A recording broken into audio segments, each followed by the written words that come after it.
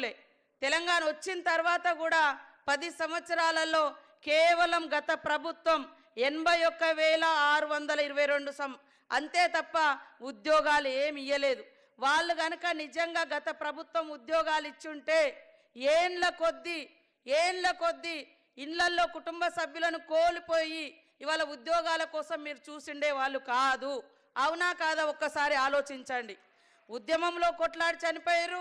మళ్ళీ తెలంగాణ వచ్చిన తర్వాత కూడా ఇంకా ఎప్పుడు వస్తుందని కూడా చాలామంది యువత సూసైడ్ చేసుకున్నారు.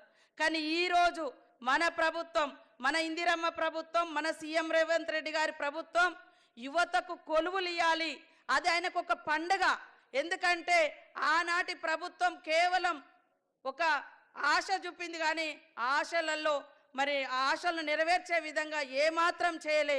కేవలం వాళ్ళ కుటుంబంలో ఎవరైనా ఓడిపోయినా, ఎవరైనా ఏదైనా అయితే మాత్రం వెంటనే వాళ్ళ కొలువులు ఇచ్చారు తప్ప మన ఇళ్లలో కనీసం చనిపోయిన వాళ్ళకు వాళ్ళ స్థానంలో కారుణ్య నియామకాలు చేపట్టలేదు.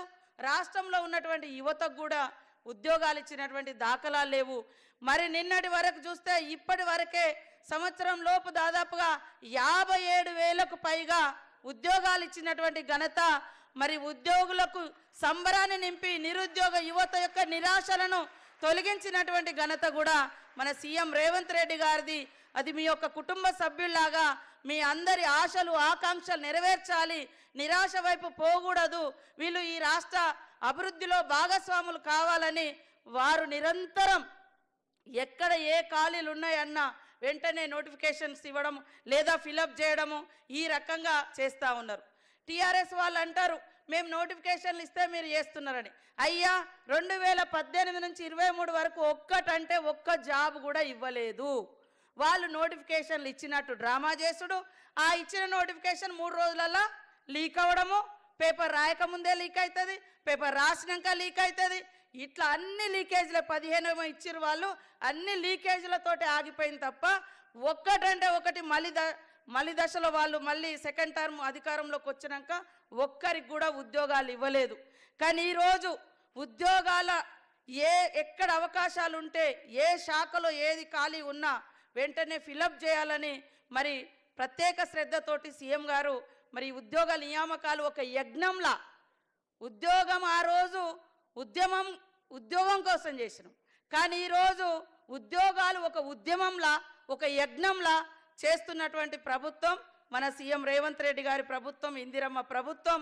మీరందరూ కూడా దయచేసి మనము ఇవాళ పంచాయతీ రాజ్లో అయితే దాదాపుగా 8-9 సంవత్సరాల నుంచి నియామకాలు చేపట్టలేదు. అనేక సార్లు నా దగ్గరకు వచ్చినప్పుడు నేను కూడా మా సంబంధిత అధికారుల దగ్గరికి తీసుకెళ్లడం, అనేక రకాల ఇబ్బందులను కూడా తొలగిస్తూ సీఎం గారి దృష్టికి తీసుకెళ్లిన తర్వాత వాళ్ళు బాధలో ఉంటారు, వాళ్ళని బాధ పెట్టద్దు, వాళ్ళకు నిజంగా వాళ్ళ కుటుంబ సభ్యులు కోల్పోయి ఉంటారు కాబట్టి వాళ్ళ తొందరగా క్లియర్ చేయాలనే పట్టుదల మూలంగానే మరి తొందరగా రావడం జరిగింది.